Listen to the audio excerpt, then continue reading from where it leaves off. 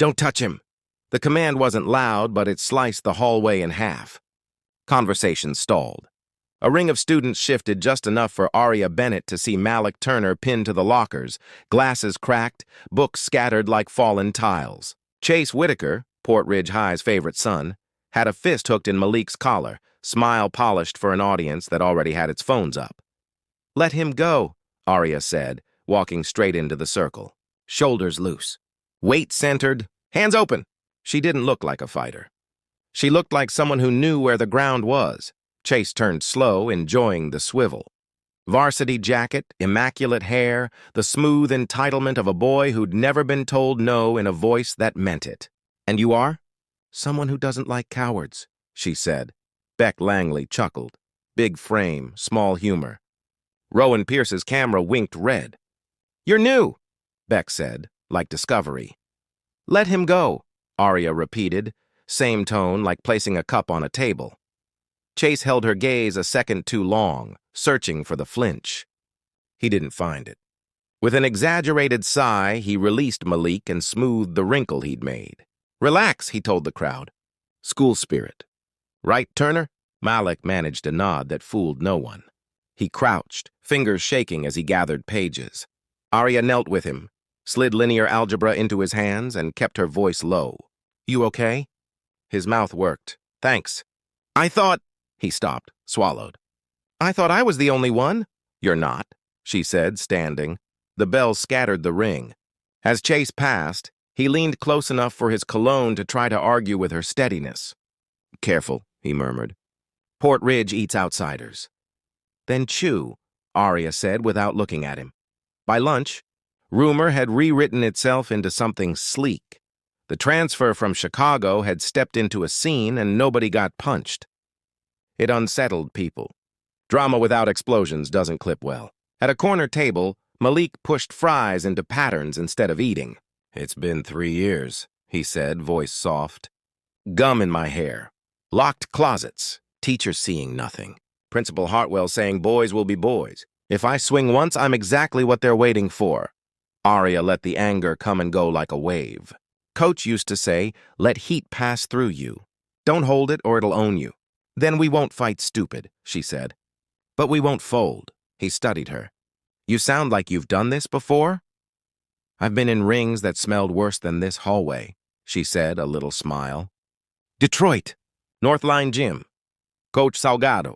Rule 1, protect yourself at all times. Rule 2, control beats chaos. Think that works here?"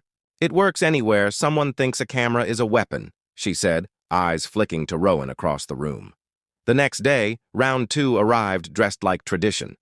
Connor lounged against a locker, red hair and sharper smirk. Brad blocked the corridor on principle. Chase stood at the center the way a conductor stands before a downbeat. "Settling in?" Chase asked Aria pleasantly. "Must be tough coming from Detroit." He let the pause do the work. "I'm doing fine," she said. Brad laughed. "Public schools, right? This place might be a little advanced." Connor tipped his chin at Malik. "Maybe Aria can tutor you in authenticity. You're so stiff, man. Embrace your heritage. Give us a verse." Brad started a lurching beatbox that made the hallway wince and laugh at the same time. Phones lifted. Lenses drank. "What's that supposed to mean?" Malik asked, jaw tight. "Relax," Connor said, palms up. "Just culture." Aria stepped into their framing like a hand over a lens. "His culture," she said, voice clean, "is being valedictorian while you 3 repeat junior year." The laugh died. A visible flinch ran through the circle. Chase's smile cracked, then recovered like a trick with practice. He clapped Malik's shoulder, too hard to be friendly. "Exactly. One of the good ones. Headed to Harvard. The school loves a success story. Poison sugar." The bell shrieked, and bodies flowed toward class. Rowan lowered his phone a fraction, eyes snagging on Aria's face like he'd filmed something that wouldn't cut easily. Chase slid his device into his pocket, smirk reinstalled. "See you around, study partners?" When the hallway cleared, Malik gathered his torn notebook with steadying breaths. "You can't hit them," he whispered. "That's the trap." "I know," Aria said. "So we learn the map. We choose the corners. We breathe." Piano lab after last period felt like oxygen. Mr. Moran moved like a man built of quiet. "Hands soft," he said, tapping a prelude open on the stand. Keys waited with patient light. Malik's back unknotted by inches as he played scales. The sound evened him out in ways hallways never would. During break, a girl with a simple headband drifted over. "I'm Lila," she said to Arya. "Be careful." She didn't say of who. She didn't have to. When class ended, Mr. Moran stacked sheet music and said without looking up, "Some rooms in this school are louder than they sound." Then he slid a folded list toward Arya. Students for safe halls, SSH. A handful of names, not a club. Annette Area wrote Arya Bennett on the last line. She didn't explain why. He didn't ask. Outside under a square of late sun, her phone buzzed. Unknown number, nice entrance, Chicago. A second ping. Screenshot of a student council page with Chase and the principal, hands clasped for the cameras. Then another, a grainy cafeteria shot of Arya and Malik framed like a specimen. Port Ridge looks best from certain angles. She didn't answer. She saved, archived, labeled. Coach had taught her how to wrap her hands. Saving receipts felt like the same ritual. At dinner, her mother, Sloane, listened with the kind of attention that stitches people back together. "Do you want me to talk to the school?" she asked. "Not yet," Arya said. "The ground's still wet," Sloane smiled. "First rule? Protect yourself. Second? Control beats chaos." "Good," Sloane said. "Third?" Arya raised an eyebrow. "Eat while the food's hot."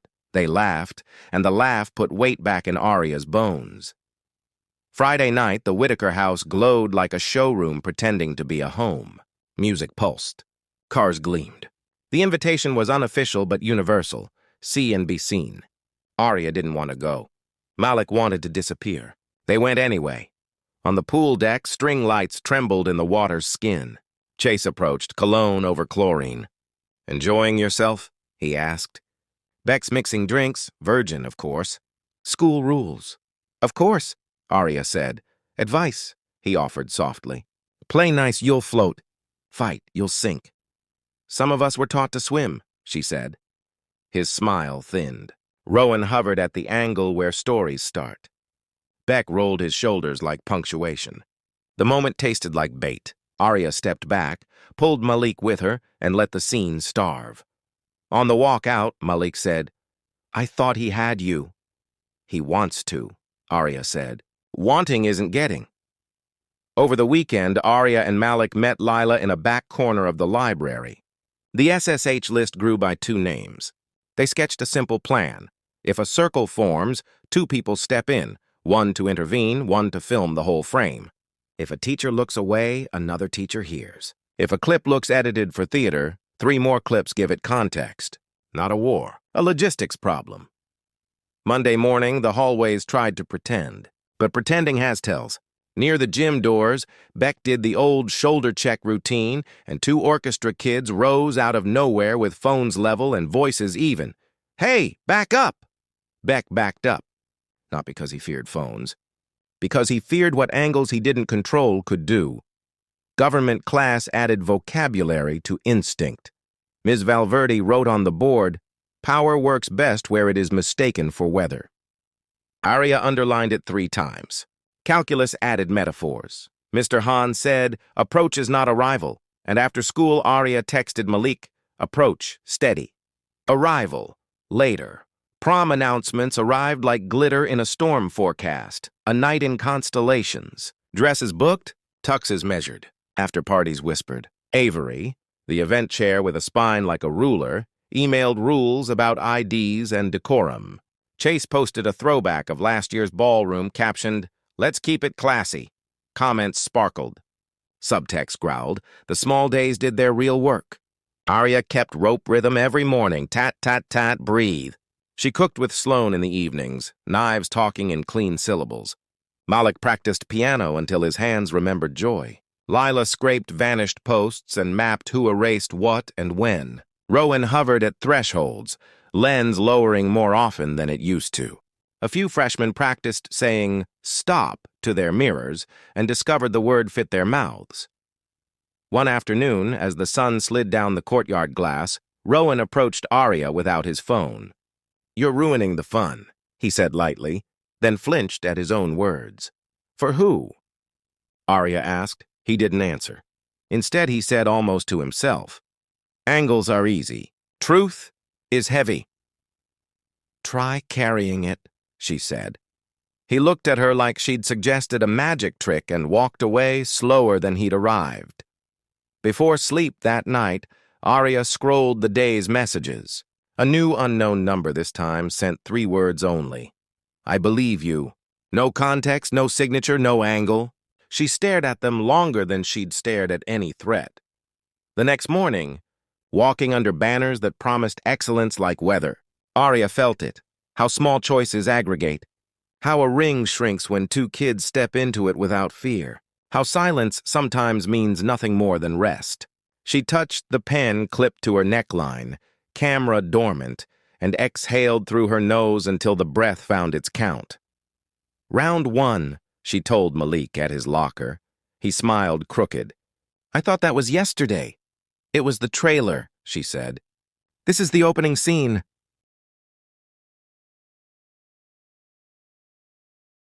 They headed to first period. Chase watched them pass, expression unreadable for once. Behind him, Rowan's camera hung like a tired arm. Ahead, the day moved. Port Ridge gleamed. Rot hid where Rot always hides. And Arya, who did not fold, kept walking the line between punch and proof, learning how to win a fight without throwing one. Move your hand. The music on the pool deck drowned most voices, but Arya's words cut clean. Chase had leaned in too close, testing boundaries with that smile designed to look like charm. Beck hovered behind him. Rowan's phone lifted like a spotlight. Students lounged around the pool, laughing, sipping sodas poured into red cups, oblivious to the sharp edges in the air. Chase's grin tightened. Relax, we're all friends here. Arya's eyes didn't waver. Friends don't corner people. She shifted just enough that Malik could step forward, shoulders squared. Just ambiance, Rowan murmured, tapping his phone. Lens gleaming. Turn it off, Malik said quietly. Nobody moved. The silence felt staged, like everyone waited for a cue. Beck chuckled and clapped his hands together. I've got an idea. Malik gives a little toast. New year, new beginnings. Perfect for the camera. I'm not your story, Malik said, voice low. Sure you are, Chase purred. Everyone's a story here. Some just end better than others. Arya felt her pulse steady, the way it always did before a fight. You're losing your audience, Chase. His grin faltered a fraction, but he covered it. Enjoy the party. With a gesture, he peeled his crew away, their laughter fading into the bass thump. Rowan's camera dipped, his eyes lingering on Arya before he turned. They didn't stay much longer. On the walk back to the street, Malik jammed his hands into his hoodie. I thought he had you. He wanted to, Arya said. Wanting isn't getting. Monday brought rumors faster than homework. Clips from the party flashed across feeds, Beck cannonballing, Chase clinking glasses, Rowan's edits painting the night in golden light. Not a single second showed the corner on the deck, or Arya's steady refusal. Port Ridge liked its stories neat, but Arya had grown up in places where truth had to be fought for. She carried her own camera now, cheap pen cam clipped to her jacket. Malik learned how to set his phone to record with a flick of the thumb, screen down on the table. They didn't plan to start fights, but they weren't going to let lies own the hallways anymore. Piano Lab became their oxygen. Mr. Moran distributed sheet music with quiet hands. Don't rush, he told the class. Let the notes breathe. Lila, the girl with the headband, played with surprising grace, then whispered to Arya afterward, Word spreads fast here. Just be careful. When everyone filed out, Moran slipped Arya a folded sheet. It wasn't music. It was a list of names, students, and a few teachers under a title scribbled in pen, Students for Safe Halls. Not a club, Moran said. Clubs need approval. This is a net. Arya read the names, then wrote her own at the bottom. I'm in. The week tested their resolve. Beck tried his old trick, shoulder-checking Malik near the gym. But this time, 2 juniors from orchestra appeared like fate. Phones up, voices steady.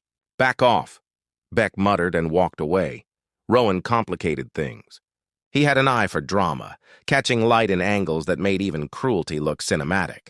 But Arya noticed the hesitation, his lens lowering when things tipped from teasing to ugly. One afternoon, he found her in the courtyard. "You're ruining the fun," he said. "For who?" she asked. He frowned. "Everyone." That's a convenient word. For a moment, he looked like he wanted to tell her something else. Then Beck called his name, and the moment snapped. By Friday, Arya and Malik sat with Lila in the library, laptops glowing. Lila's fingers danced over keys. "I can scrape deleted posts," she explained. "There's a pattern to what Chase's crew hides. If we track it, we can prove it." "Proof," Arya said, nodding. "And witnesses," Malik added. "Not just us."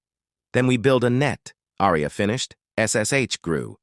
8 names, then 12. Juniors, seniors, even a freshman tired of watching. Their rule was simple. If a circle forms, 2 step in. One to intervene, one to record. No more silent audiences. It wasn't victory, but it was a beginning. When prom committee announced the theme, a night in constellations, the school lit up like a festival. Dresses were ordered, tuxes fitted, playlists debated. Avery, the committee chair, emailed reminders. Tickets capped. Bring ID, play nice. Everyone heard the unspoken rule, behave or lose the ritual. "You going?" Sloane asked Arya over dinner. Thinking about it. "With who?" Arya smiled. "Malik, as friends." "As a plan?" Sloane raised an eyebrow. "Don't start a fight." "Never," Arya said. "But I won't let one start on us either." Prom night shimmered with fairy lights.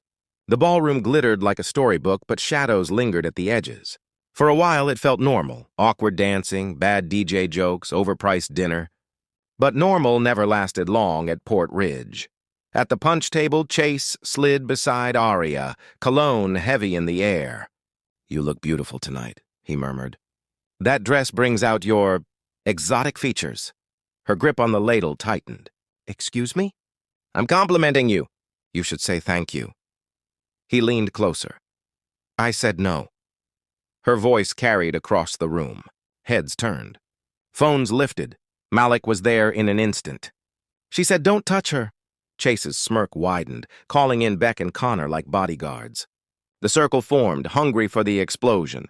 But this time, Arya and Malik weren't caught off guard. Malik's stance steadied, his eyes sharp. Beck reached for Arya's phone, but her reflexes fired. One sharp strike to his wrist, redirecting the grab, balance perfect. Beck stumbled, gasps ripping through the room. Chaos erupted. Chase swung wild. Malik ducked and countered. Connor charged, but Arya's training moved faster. For once, the bullies weren't in control. Teachers rushed in, pulling them apart, but the damage was done. Phones had caught everything, angles from every side. By morning, the footage spread faster than gossip. Chase's polished image cracked, his cruelty in HD. His family tried to spin it, but the internet had already chosen its truth. That night, Arya and Malik didn't leave as victims. They left as proof. Proof that silence doesn't win. Proof that fighting back doesn't always mean fists. Proof that bullies only win until someone stands taller. And as the ballroom emptied behind them, Arya whispered to Malik, "This was just the opening round. The real fight starts now." "Do you ever feel it's quiet?" Malik asked. They were on the back steps outside the gym, twilight turning the parking lot into a mirror. Band practice thudded from somewhere, a bass drum heartbeat. The worst of prom had blown over, and yet not.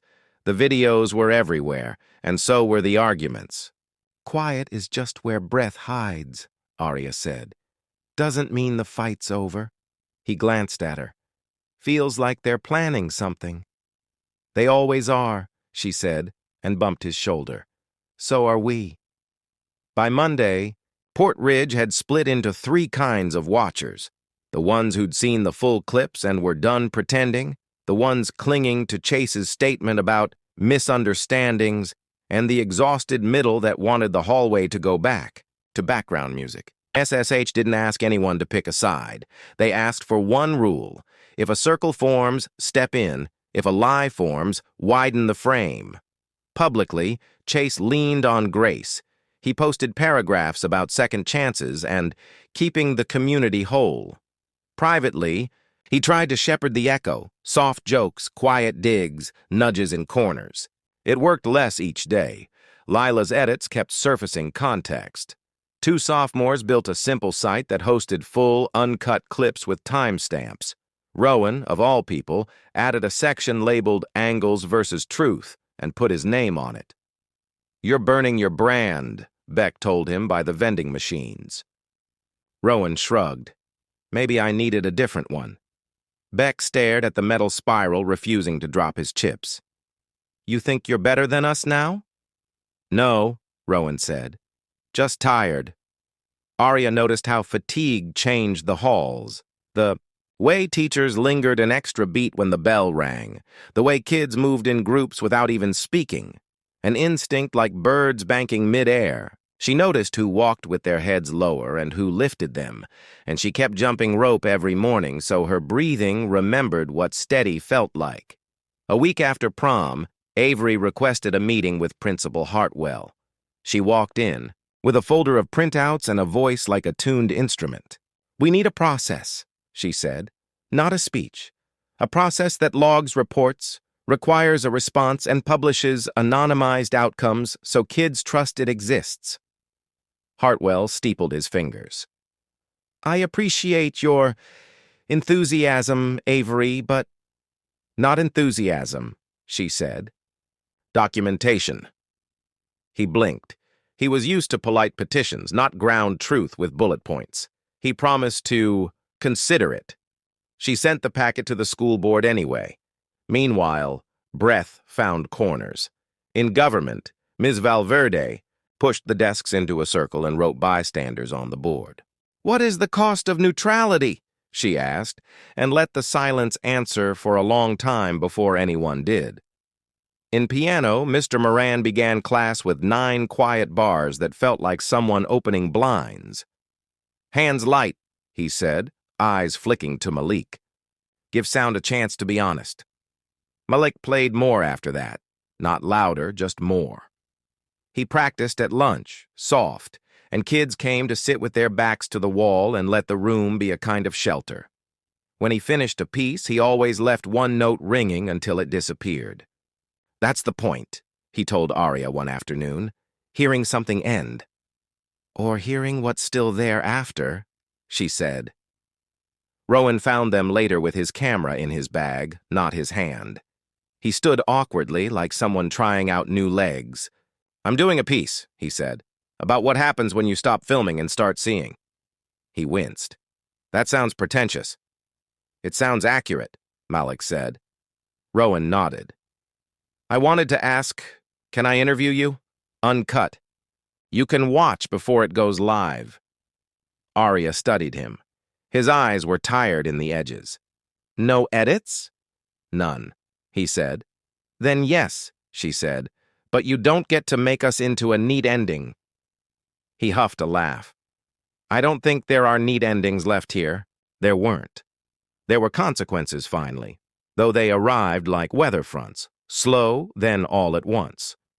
The board meeting was scheduled for a Thursday. Parents filled the auditorium with winter coats and careful faces. Chase's father spoke of context and investments in this community. Beck's mother cried about online mobs. Ms. Valverde and Mr. Moran told quieter truths about patterns you could chart if you were brave enough. Avery read from the new process proposal and received a ripple of surprised applause. Rowan walked to the mic alone. He didn't carry a camera. "I've made a lot of videos," he said. "I know how to make a thing look like another thing. I'm not proud of that. I'm learning to stop." He looked at Arya and Malik, where they sat in the 4th row, and something like apology, no, responsibility, moved across his face. "You should know what you're watching and what got cut." Malik went last. He stood with his palms open on the podium so his hands wouldn't shake and spoke like he was playing piano, clean, measured, no extra notes. He didn't repeat the worst words that had been thrown at him. He didn't owe the room those sounds. He gave dates. He named rooms. He said, "I don't want special treatment. I want to learn without calculating escape routes." When he finished, the quiet wasn't empty. It was full. The board did not become heroes, but they did vote unanimously to adopt Avery's process, fund additional hall monitors who weren't coaches with conflicts, and require staff training that used real scenarios from their own school. They recommended discipline for repeat instigators. No names were read. The names didn't need reading.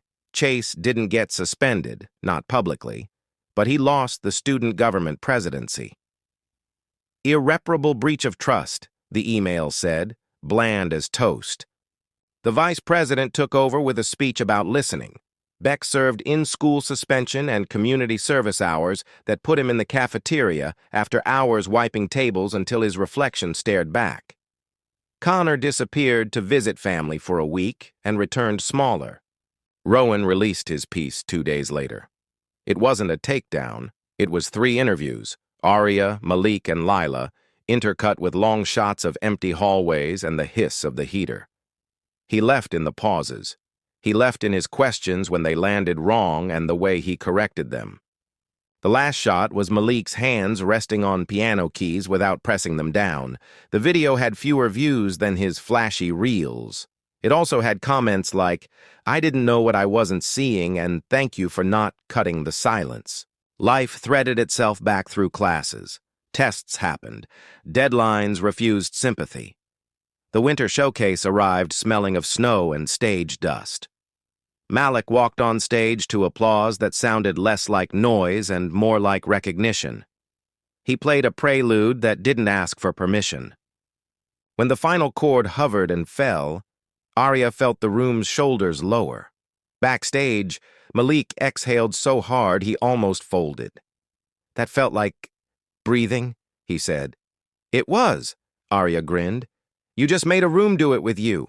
Sloan hugged them both in the lobby afterward and pressed foil-wrapped brownies into their hands like a sacrament. "Fuel," she said, "for whatever's next." Whatever's next was the long tail. SSH kept meeting. Sometimes 3 people, sometimes 20. Kids signed the pledge on index cards and stuck them to a corkboard in the library until it looked like scales. Ms. Valverde assigned essays that were secretly rehearsals for saying truth out loud. Mr. Moran insisted the winter concert include a piece performed by students who'd never performed before. It was messy and perfect. Avery sent monthly transparency reports to the entire school. Number of incidents reported, responses logged, outcomes. The numbers weren't pretty. The honesty was. One afternoon, the old habit tried to grow back by the trophy case. 2 freshmen started a chant they didn't understand. A circle twitched. Before it could close, 3 kids stepped in.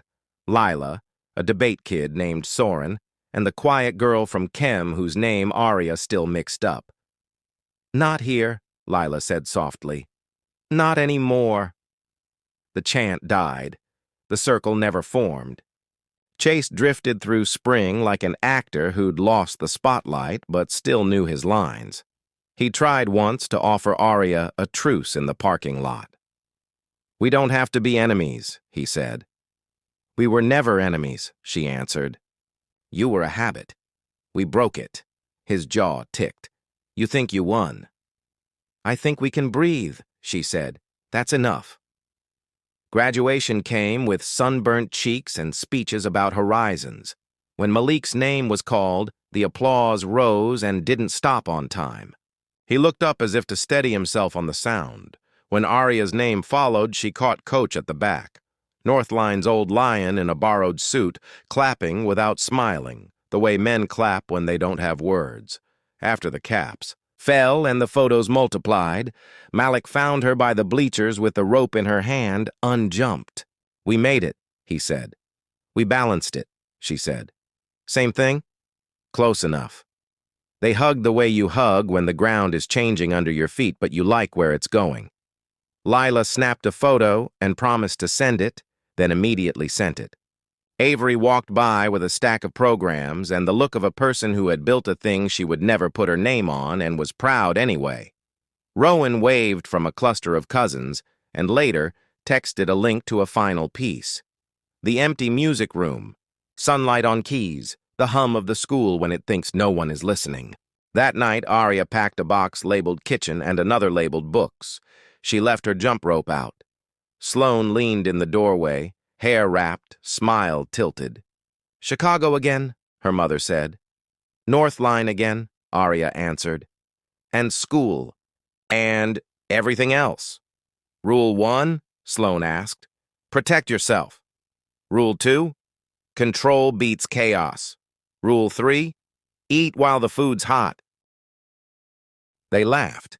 Arya took the rope to the tiny living room and began. "Tat, tat, tat, breathe!" She thought of first-day faces, of a circle that didn't close, of a boy at a piano playing the room open, of a lens lowered, of a wall of index cards that looked like armor. She thought of the note someone had slid into her locker months ago, "Thanks for making it easier to breathe," and how it had ridden in her pocket ever since, soft at the corners. Her phone buzzed on the windowsill. "Malik, first night at MIT, I'll send you a video of the piano room. We'll keep the ring, different corners." Arya, different corners. Same breath. Outside, Port Ridge settled into summer.